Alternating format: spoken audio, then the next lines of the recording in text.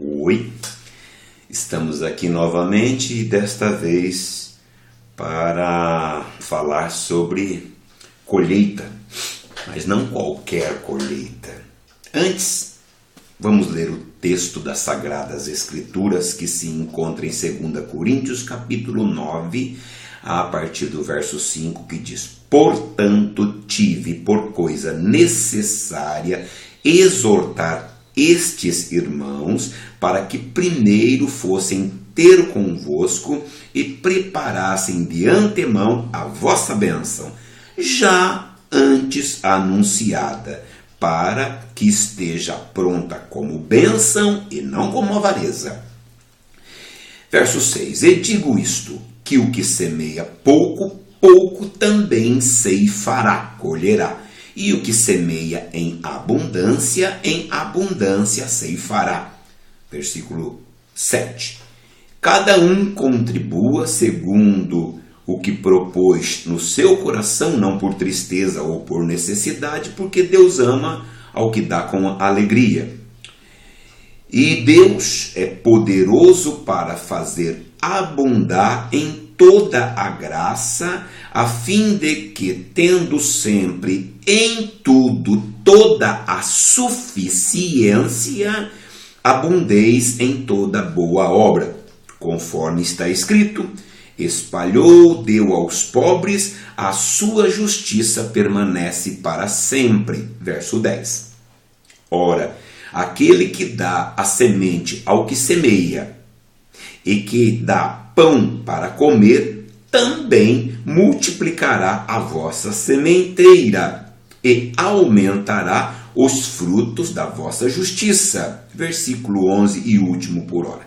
Para que em tudo enriqueçais para toda a beneficência, a qual faz que por nós se deem graças a Deus. Para encerrar, para que em tudo enriqueçais para toda a beneficência, a qual faz que por nós se deem graças a Deus. Muito bem. 1 Coríntios capítulo 9, versículo de 6 a 11. Atentaremos para pelo menos 5 pontos principais que Deus nos mostrou neste texto, para então ministrarmos esta palavra de título A Grande Colheita. Primeiro ponto a ser observado, nós leremos novamente o versículo 6. Atenção, e digo isso, que o que semeia pouco, pouco também ceifará. E o que semeia em abundância ceifará.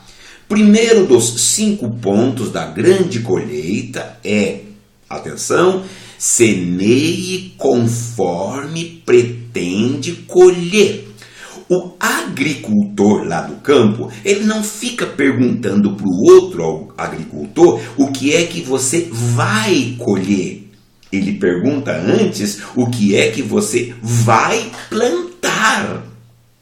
Aqui, no plantar, é que está a importância. Seria o mesmo que dizer o que é que você vai fazer.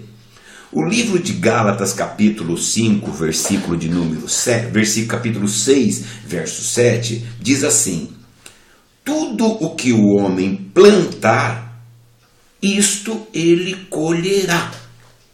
Tudo neste texto de Gálatas indica diversidade. Ambos os textos, tanto de 2 Coríntios quanto Gálatas sugerido, eles referem-se à aplicação. Semeie conforme você pretende colher. Você já sabe o que é que você pretende colher? Como eu falei do homem do campo, eu posso falar também do estudante. Não se pergunta para o estudante no que você vai se formar, porque ele nem sabe se vai conseguir se formar. Mas se pergunta para o estudante, você está estudando para quê? E ele, por sua vez, toma a frente e diz assim: estou estudando para ser um oftalmologista. Ela diz: estou estudando para ser uma pediatra. Amado, enquanto você tem força, isso é uma advertência bíblica também, é claro. Enquanto você tem força, semeie boas dádivas, porque você vai colher. Não imite aquele que, ao invés de ralar, prefere roubar. Não imite esses tais, porque no céu, para onde você vai, só entram os limpos.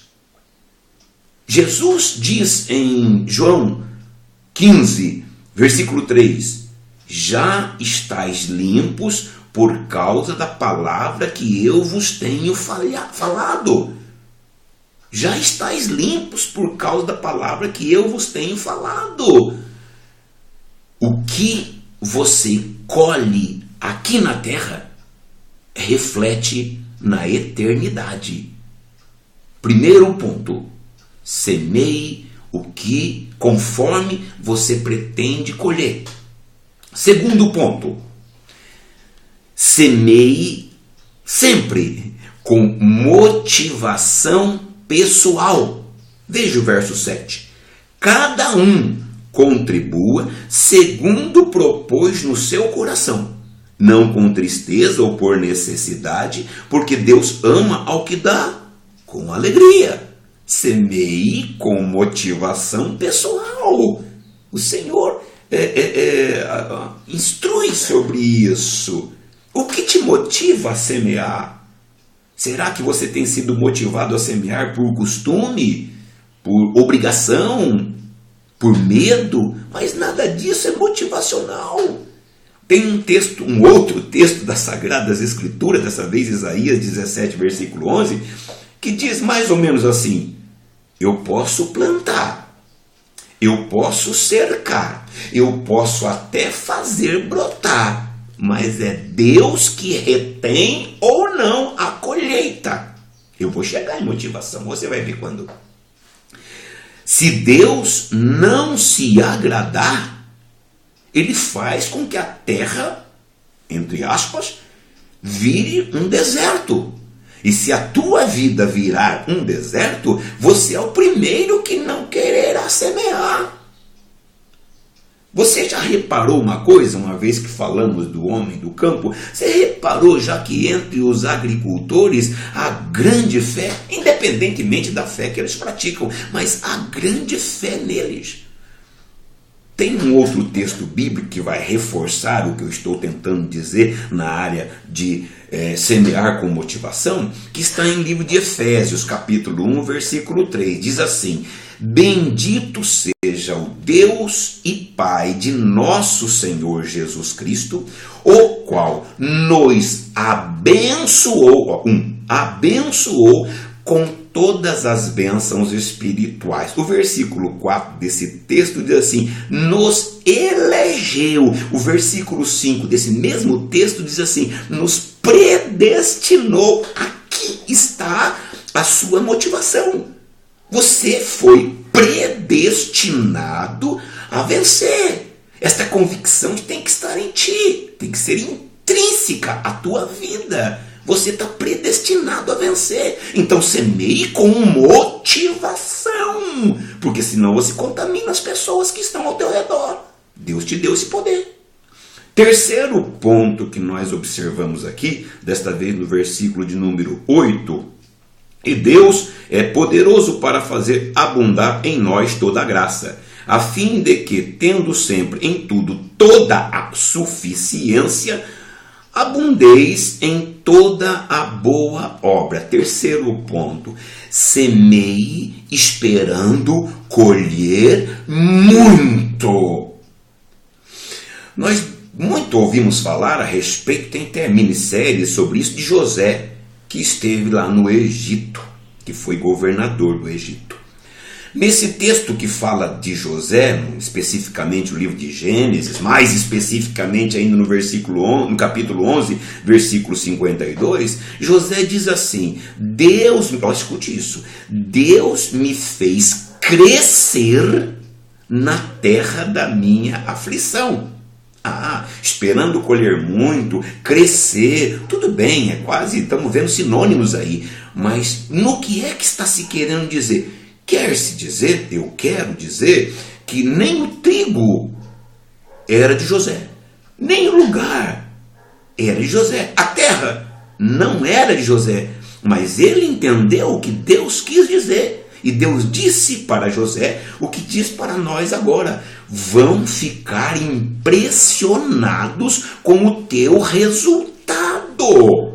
Semeie esperando colher muito. O que José fez? Silos e mais silos. Todos ficaram impressionados. Para que tanto silo? Como que a terra vai produzir isso? Todos os silos se encheram. Semeie esperando colher muito. Não te atenha com aspecto de egoísmo, hipocrisia, qualquer coisa nesse sentido. Não se atenha ao crescimento que o teu patrão está tendo por causa do teu dinamismo. Tem gente que se preocupa com isso. Não se preocupe com o enriquecimento do teu patrão por causa do teu dinamismo. Você tem que lembrar que você está crescendo. Veja na Bíblia, Jacó. E ele fez isto, mas Deus o fez crescer. Então não se atenha ao que você está abençoando. É para isso que Deus te colocou naquele lugar. Abençoe mesmo, prosperem. E você, por consequência, prosperará também. João capítulo 12, versículo 24, Jesus diz assim: se o grão de trigo na terra, se ele vir a morrer, então produzirá muito fruto. Está entendendo? Porque estão tentando te abafar, te aquietar, porque você vai produzir muito. Temos que correr. Quarto ponto que observo aqui dessa vez no versículo 9. Diz assim: conforme está escrito, espalhou, deu aos pobres, a sua justiça permanece para sempre. Quarto, semeie em lugar previamente escolhido. Aqui eu precisava de muito tempo para falar sobre isso. Semeie em lugar previamente escolhido. Oséias, capítulo 6, versículo 7, ele diz assim: quem semeia vento, colhe tormenta.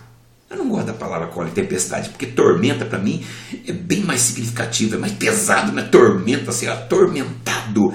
Quem semeia vento, colhe tormenta. Então, semeie em lugar previamente escolhido. Não saia jogando tuas sementes na primeira terra que você encontrar.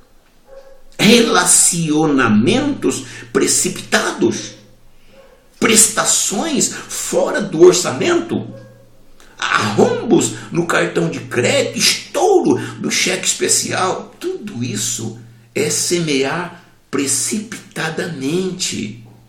Semeie no lugar que previamente esteja escolhido por ti. Um outro texto, para reforçarmos mais ainda, Isaías capítulo 55, versículo 3, que diz: eu vou falar da minha forma. O que eu prometi para Davi, o meu servo, prometo também para você, desde que você me ouça. Se você me ouvir, ouça que o Espírito está falando. Quinto e último ponto, versículo 10. Ora, aquele que dá semente ao que semeia, e pão para comer, também multiplicará a vossa sementeira, e aumentará os frutos da vossa justiça, para que em tudo enriqueçais, para toda beneficência, a qual faz que por nós se deem graças a Deus. Palavras de Agur, Provérbios: Senhor, não me dê menos do que eu preciso para que eu não te esqueça, mas também não me dê mais do que eu preciso para que eu não maldiga contra ti. Mas o texto aqui nos remete, nos faz entender o quinto ponto: semeie com gratidão no coração. Sobre isso é fácil falar, fica até bom terminar com isso. 1 Tessalonicenses capítulo 5, de verso 16: em tudo dai graças, porque esta 1 Tessalonicenses capítulo 5, versículo 18: em tudo dai graças, porque esta é a vontade de Deus em Cristo Jesus para convosco. Semeie com gratidão no vosso coração.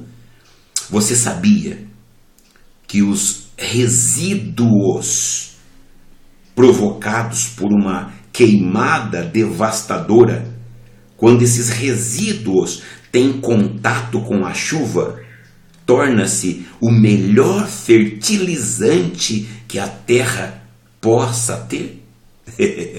Deus transforma a maldição em bênção. Semeie com gratidão no vosso coração, em tudo dai graças. Amém? Hey! Chega de conversa. Vai semear, vai.